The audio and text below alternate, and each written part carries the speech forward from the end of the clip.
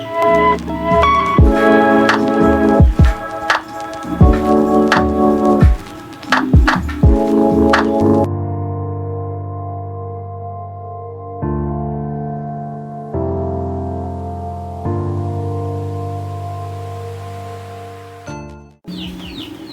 guys, hello, bienvenue dans cette nouvelle vidéo. Aujourd'hui on va voir comment fabriquer un powerbank. Donc on va commencer avec le matériel. Donc le plus important c'est la batterie. Donc il nous faut une batterie de 3V7. Donc moi j'ai récupéré cette batterie là au niveau d'un ordinateur portable, d'un Chromebook. Donc sur les anciennes versions de Chromebook il y a 3 lots de batterie. Sinon vous pouvez vous en procurer d'autres modèles, mais voilà, ça va différer un peu avec le projet. Donc attention, si vous n'avez pas les bases dans le domaine de l'électronique, d'électricité, ne faites pas cette vidéo, c'est à vos risques et périls, je dégage tous mes responsabilités. Donc après la batterie, donc, vous aurez besoin d'un module DC Boost. Donc c'est un module qui va permettre d'élever la tension. En fait, pour charger son smartphone, vous avez besoin de 5 volts, alors que cette batterie là fournit du 3 volts ou 7. Donc on a besoin d'un booster qui va élever la tension 3V7 à 5 volts. Après on aura besoin d'un chargeur LiPo. Donc ce module là va charger la batterie lorsqu'elle va être déchargée. Donc ça va permettre de recharger la batterie. Ensuite vous aurez besoin d'un petit interrupteur on-off, de fil évidemment pour faire la connexion, d'un mini port USB. Donc vous pouvez acheter ça via les sites en ligne, bien récupéré. Moi j'ai récupéré le module là. En dernière partie, un boîtier fait en impression 3D. Donc je l'ai imprimé avec un 1, 2, 3. Donc c'est ça qu'on va utiliser pour pouvoir protéger l'ensemble. Donc voilà le matériel nécessaire. On va faire votre powerbank. Donc la première étape qu'on va faire, on va souder la batterie au niveau du DC Boost et on va régler la tension. Donc pour faire ça, quand vous avez ce modèle de DC Boost là, donc c'est le MT3608. Donc vous avez VIN plus, VIN moins, VA plus, VA moins. Donc vous mettez la batterie au niveau le plus de la batterie. Ici mon plus c'est ici là où il y a le fusible. Donc si vous ne savez pas comment reconnaître le plus ou le moins, vous prenez votre multimètre. Donc vous partez au niveau du DC. Donc là j'allume le multimètre. Après je vais me connecter sur les bords. Donc là le fil rouge c'est le plus et le fil noir c'est le moins. Donc je dépose ça sur la batterie et je vois j'ai une tension moins 4,1 volts. Donc ça veut dire que le signe moins me dit que j'ai inversé la polarité. Donc là je change. Donc là le noir je le mets ici. Maintenant mon plus il est là. Donc c'est ça mon plus et c'est ça mon moins. Donc voilà, maintenant mon plus il est là, mon moins il est là.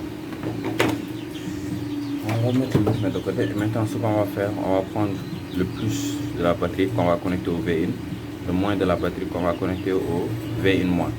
Ensuite on va prendre le tournevis, on va connecter notre multimètre sur le V out. On va prendre le tournevis, on va tourner jusqu'à avoir 5 volts au niveau de la sortie. Donc let's go.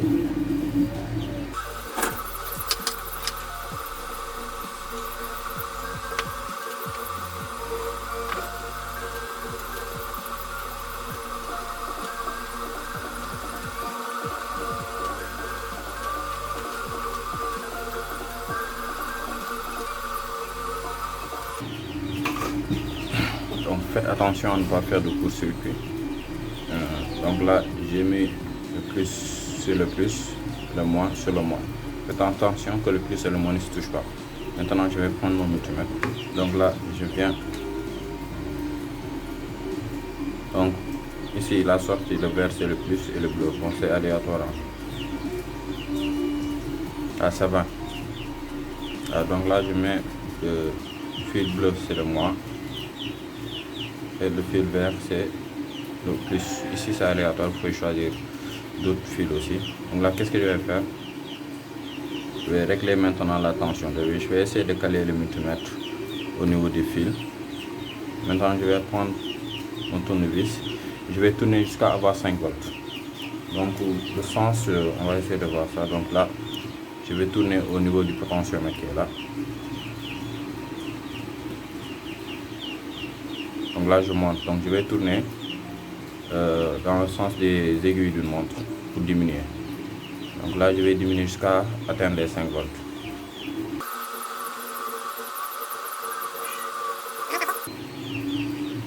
Voilà, là je suis à 5 volts. Donc c'est bon, j'ai configuré mon DC boost. Maintenant je peux déconnecter le câble, la souris que j'avais fait ici. En fait c'était juste pour régler la tension 5 volts. Là c'est la première chose à faire. Donc là ce que je vais faire, je vais coller les composantes. J'avais oublié de mentionner tout ça à la colle ici. Et il va nous être utile pour le collage. Donc là je vais passer au collage et à l'assemblage.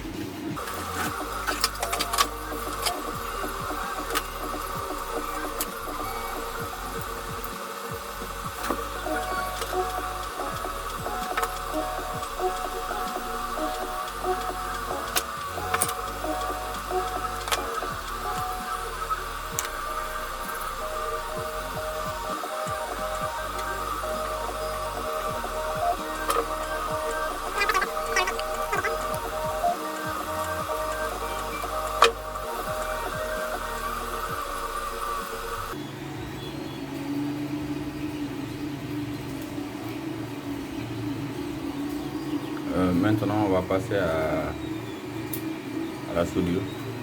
On va prendre le petit câble et on va faire la liaison. On va prendre le plus B+, on va mettre ça sur la batterie, le moins sur le moins de la batterie. Ensuite le out moins on va le mettre sur V-in moins et le out plus on va le mettre d'abord sur l'interrupteur. Après on va quitter l'interrupteur pour venir sur le V-in plus.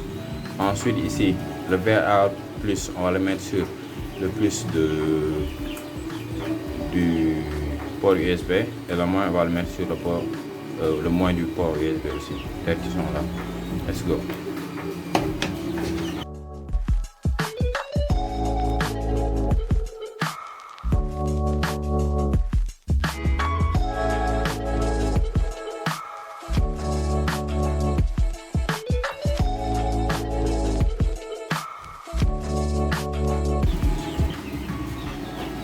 Donc là, on va continuer. Il reste à mettre le port USB. Mais pour ça, ouais, il faut mettre une petite couche de protection ici, sinon on risque de faire un court-circuit, c'est du métal. Donc pour ça, je vais prendre les films qu'on utilise pour protéger, pour faire les couvertures de quai. Donc je vais en découper. Je vais mettre ça. Mettre ça sous le truc pour protéger.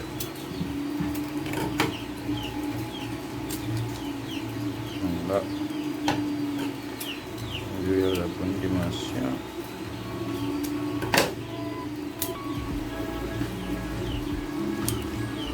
Voilà.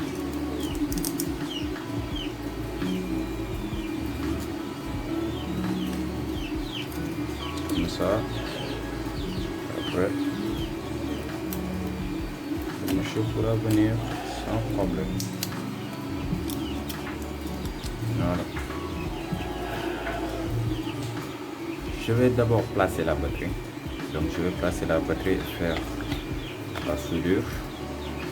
Après je vais recouvrir cette partie de silicone ou de pistolet à colle. Je vais en prendre le doigt avant de pouvoir remettre le port USB. On va mettre le port USB en dernier. Okay.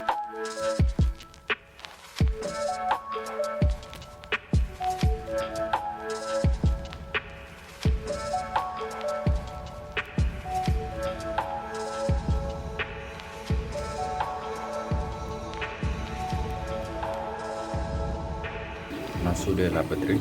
On va mettre du silicone pour bien protéger le circuit. Donc on va ajouter un peu de silicone au lieu du pistolet à colle parce que le plastique risque de fondre. Malheureusement, lorsque je tourne cette vidéo, j'ai plus de silicone. Mais il m'a resté un peu sur au niveau de la sortie. Donc je vais essayer de récupérer ça.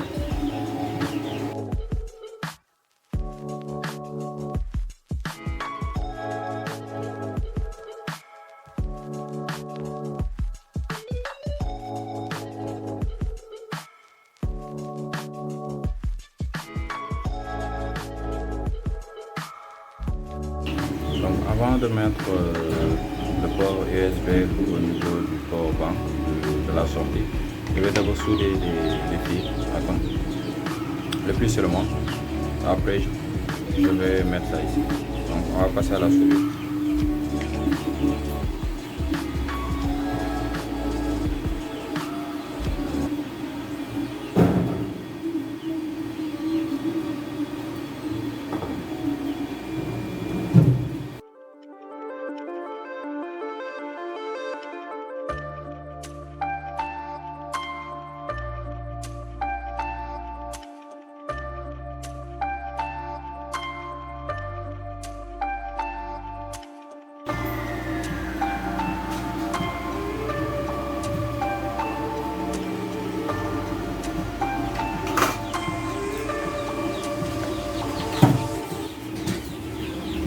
Donc là, pour le port USB, quand vous le tenez comme ça face à vous, le moins il est à droite, il est là, le plus il est à gauche. Donc moi, je vais connecter le moins, je vais connecter le plus et fixer ça. Et au milieu ici, les dettes plus et les données moins, le milieu il faut souder ça ensemble, il faut faire un pont entre les deux.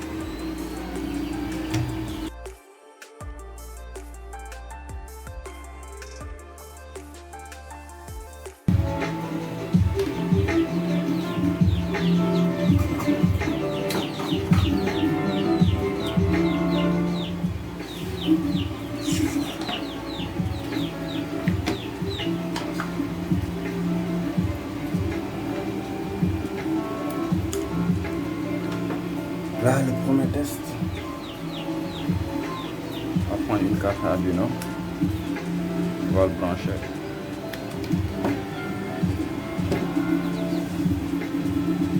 Youpi, la carte est allumée. Ouais. Ça marche bien.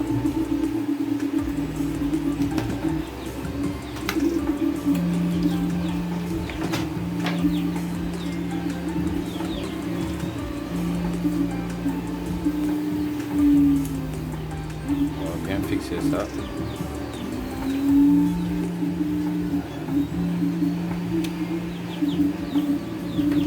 Donc je colle bien.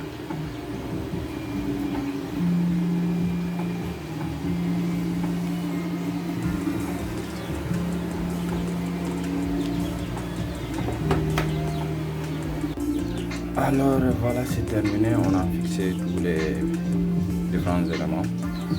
Les ont bien sécurisé. Donc là, c'est un peu de la colle. Puis c'est la colle. On va diminuer la musique. Voilà, donc là, on a terminé notre power bank. Donc on va brancher ici pour voir qu'est-ce que ça donne. Donc là, j'ai un téléphone net. Bingo. Le téléphone est en charge. Donc là,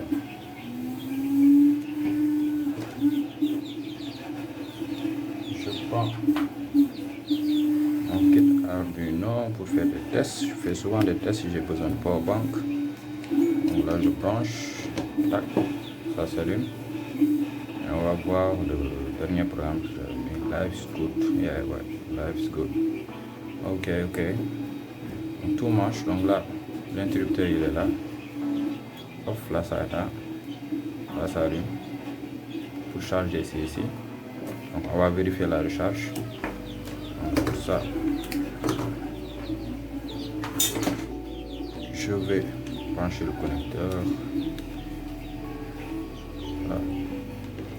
Voilà. Branche ça sur le hub USB. Et bingo. On voit que notre batterie est en train de recharger ici. Quand c'est bon, il va passer au vert. Donc là, dans le couvercle que j'ai fait Made in Sénégal avec Techno. Fermer le tout. Donc là, ça.